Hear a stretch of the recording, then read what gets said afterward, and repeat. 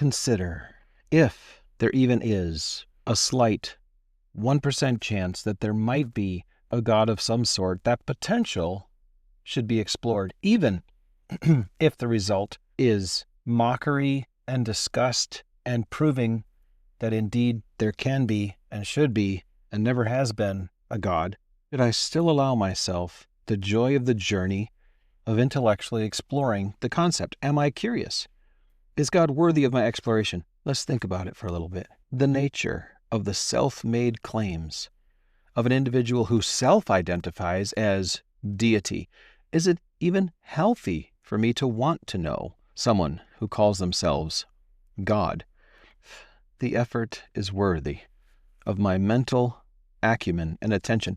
Then what are the chief claims or the primary positions of this God?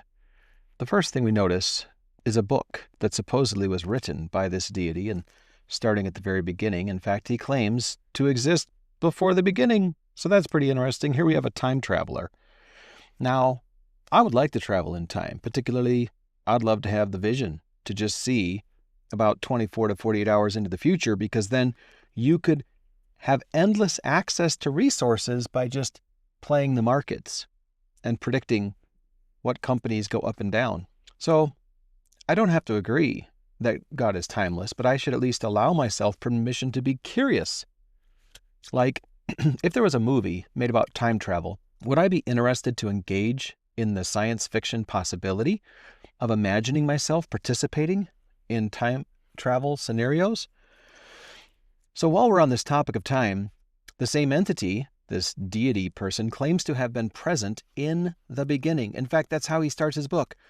In the beginning, then later we learn he's been before the beginning. And he's also at the ending. And then he exists past the ending. And then he goes so far as to claim that he's present at all times throughout time simultaneously. Now my brain just cannot comprehend that, so I instantly naturally start to reject the concept because it doesn't fit between my earlobes. I just maxed out my calculator parameters and there's an error message on my screen. Because I exist time-trapped.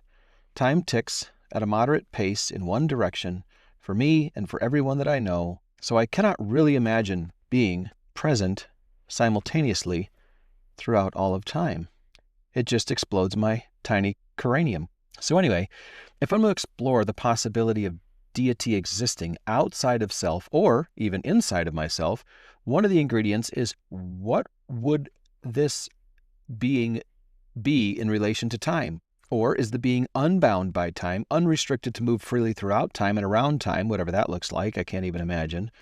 So we're going to read what God claims to be. He says in Psalm 90, "Before the mountains were brought forth, or ever thou hast formed the earth and the world, even from everlasting to everlasting, thou art God." There it is, before the beginning. Brain, no compute. Even from everlasting, where even is that? All the way.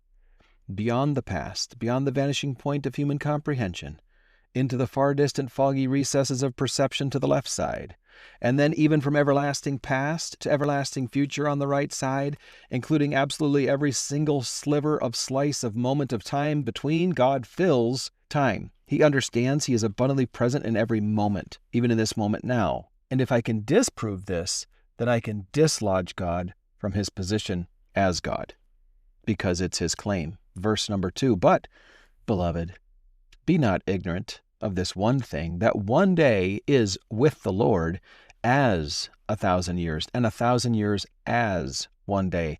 Note, it does not say it is. It says it's as. A simile is a form of poetry that compares something similar so that our brains can associate that which is familiar to extrapolate to arrive at an understanding of the original. When Scripture says as 1,000, it does not mean precisely 1,000. In this scenario, it means similar to. One day with the Lord. Keyword here in the preposition is with. Is that with me, with the Lord, or just the Lord with himself? One day spent with the Lord feels similar to what might be contained in a container as large as 1,000 years. And 1,000 years can be compressed down into one day. This seems to include that time is measured differently. by God. From God's perspective, time is not mathematically bound to a rigid, ticking structure, but instead flexes to accommodate whatever needs, compacted to fit into the frame. Time is therefore not a box. With God, time is nearly a squishy, flexible substance. Evidence God promises extension of time to those who honor their parents because the parents have been gifted with guidance, love, authority, power, skill to help the child develop and grow and mature to fulfill the maximum benefit of the design for which they were intended. And God says, if you do that, I will give you longer days. You'll feel like you enjoyed more out of life. Verse number 3, on God identifying himself as timeless. He says in Revelation, the revelation of Jesus Christ, by the way, he's revealing. He says, now you get to know me. I am Alpha, capital A, and Omega, the beginning and the ending, saith the Lord, which is, and which was, and which is to come, the Almighty, capital A. I am, he says, the letter A, all the way to the letter Z. I am simultaneously at the beginning and at the ending. It says in Psalms that he runs a circuit from the end back to the beginning, and he does a circuit. Why humans seem stuck as one little dot floating along halfway between the beginning and the ending. God has already run the full course, including all dots, and he runs a loop around us. He's the I am, time transcendent one. I am above and outside of time. I am the Lord who is right now, and the Lord who was yesterday, and all the yesterdays before that. And I am the Lord who is come, who is to come, and I've already lived what is coming. Wow. What is this God if he is not timeless? Hebrews reveals Jesus Christ, the same yesterday and today and forever. Always in your English Authorized Bible, there is a gap, a massive, lovely, glorious gap in between for and ever to emphasize the power of ever. If we're going to be curious about understanding the nature of God, this is one of his clear components. We can dismiss, we can slam the hammer, we can resist, we can try to prove scientifically through observation that God's claim is patently false, but we better come correct strongly with our proof of his rejection when he says, Jesus Christ, the same yesterday and today and forever. This particular claim seems to be significantly different than myself or anyone that I'm familiar with, because I'm not the same that I was yesterday. Things change. If I look in the mirror, I'm not the same that I was last year, for sure. Jesus is the same this day that he will be forever. That means he has no potential for improvement. He's already there. I hope to improve somehow and mature and grow and develop into who I should become in the near future, God helping me. But here's someone who has superseded me in every way possible. Most notably, he's timeless. Time has no impact on his identity, either to degrade or accelerate. We like to identify ourselves by our age group. We assume things about other people based upon their age. Oh, that's a child, or that's a confused teenager, or they're over 40, or they're over 80. But Jesus is the same. Yesterday, today, forever, Jesus is the same. All may change, but Jesus never. Glory to his name. Psalm 90, for 1,000 years in thy sight are but as yesterday when it is past, and as a watch in the night, which is about 3 hours. This is reiterating that 1,000 years to God is like asking me to summarize the highlights of what happened yesterday. Well, I think time is super significant and important to my function and purpose and identity, yet God sees time as probably less significant than how you and I view it in some respects, because 1,000 years is but as yesterday when it's done. Wow.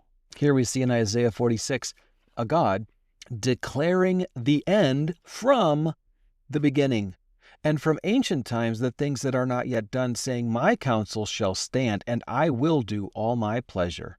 So here's a guy standing at the end, and he's looking back over everything that transpired, and he's declaring step by step from the beginning all the events that will lead from the beginning up to that very ending. This is not something I can do. I can barely recount the highlight plays of a football game that happened just hours ago. I might be able to give you the score and the highlights from each quarter. But God has amazing memory capacity with attention to fine detail such that He's able to relate clearly every single step from the very beginning through to the very end. I bet He's a pretty good storyteller. Here we see, again in Psalms, thy throne is established of old. Thou art from everlasting. This verse reveals that God doesn't seem to get easily bothered. He's in the right position. He's comfortable. He is who He is. He's nearly undisturbed. Revelation 10, and swear by Him that liveth forever and ever, who created heaven and the things that are therein, and the earth and the things that are therein, and the sea and the things which are therein, that there should be time no longer. Mind blown. Class dismissed. I don't understand. So there's an angel at the end who declares there will be time no longer. This means God claims to have the power to cause time to cease. We can't figure out how to function in a world composed of what appears to us to be time, space, and matter. We think the world is comprised of particles that need to exist inside the boundaries of a place and occupy volume of dimension. We cannot fathom existing without time, space, or stuff. Neither can we think about existence apart from the second hand, making that ticking sound. There should be time no longer? How's that? I recently heard a lady complaining that she couldn't comprehend why God would separate Himself from all people who first freely and deliberately chose to be separated from Him, and why that hell should be eternal separation. She thought for sure that a temporary punishment would suffice, but the fact is, certain people don't want to be around God, and God is a gentleman, allowing them the opportunity to exit or to escape His presence. You do not want to be around me? I'm perfectly chill, totally fine with that. I'm not such a strong magnet that I will compel you to stay in the building. There are plenty of doors. Depart from me. I never knew you. You did not choose me when you had the opportunity, and there will be time no longer. So time ceases. People just exist then in whatever state of timelessness with God or without Him after this temporary life transitions, which happens soon and very soon, according to this scenario of 1,000 years. Here we see in Acts, known unto God are all His works from the beginning of the world. I would have to have God explain that to me. This is next level. God knows from the beginning all of His works. Now here's where I get a little divergent. I have to believe that God is at least smarter than me. And if I played chess, in the farthest reaches of my imagination, there's maybe layers and stacks of chess games, multiple boards. I like to imagine that God knows all possible outcomes. There's multiple pathways of righteousness. There are plenty of exits off the highway of holiness, and God knows all the potential outcomes of my choices. I have to approach life this way because I believe that's the intended design. Whether or not my choices are predicated of my own free intellect and evaluative powers of reality, whether my choices matter or not, the fact is the game is played according to this rule. I appear to bear responsibility for my own choices, and therefore should embrace the fact that the weight of the actions resulting from my choices are 100 upon me. Stop delegating to God what should be on your own shoulders. Hashtag my decisions matter. Most especially relating to God, there are really just two basic positions. Option 1, I can run. I can go hide. I can try to avoid God. Or option 2, I can pursue Him. I can go toward the light. I can try to discover. I can be curious to read. I can ask. I can seek. I can make myself abundantly available to God to do with me as He intended when He formed me, which we'll get to that identity characteristic later. But right now, we're just thinking about God in relation to time, because the Bible starts, in the beginning, God. So why not start where He started? Let's start at the very beginning, a very good place to start. Oh, But when the fullness of time was come, God sent forth his Son, made of a woman, made under the law. God is smart. God has a plan. God knows what time it is in your life. When the fullness of time was come, picture it if you will, when the proper number of sand particles had filled up that bottom portion of the time measuring device, right on schedule, at the precise moment, at the good time, at the right time, Jesus showed up in the flesh, born. And don't you think he's going to show up again right on time? Jeremiah says, actually God spoke before there ever was a Jeremiah, but he used the instrument to pen this on paper for us. The Lord, here it is. Oh man, if your tear ducts have not had exercise today, we're about to see if there's a God in your heart. Here it is. The Lord hath appeared of old unto me, comma. Wouldn't that be awesome? Back it up, rewind, imagine, close your eyes. The Lord hath appeared of old unto me, saying, yea. Why? Because we're so negative. He has to be like, yay, positive, yes, yea. Breathe. I have loved thee with an everlasting love. Therefore with loving kindness have I drawn thee. That word, everlasting love. The pronunciation in Hebrew is olam, olam. The definition means concealed because it's the vanishing point beyond the limit of mental reach in one direction, and also in the opposite, stretching time out of mind, both the past and the future. It's love, significantly beyond the boundary of our human comprehension. Love, frequentatively. Love in continuance. Love of a perpetual nature. Divine love of ancient time quality. Almost a grandfatherly love. God's love, a long duration of time to assuage all our fears. Love equally present at any time since the very beginning of the world and in the immediate slice of now and world without end. That's love. Let's read the verse again. Jeremiah 31, verse 3. The Lord hath appeared of old unto me, saying, yea, I have loved thee with an everlasting love.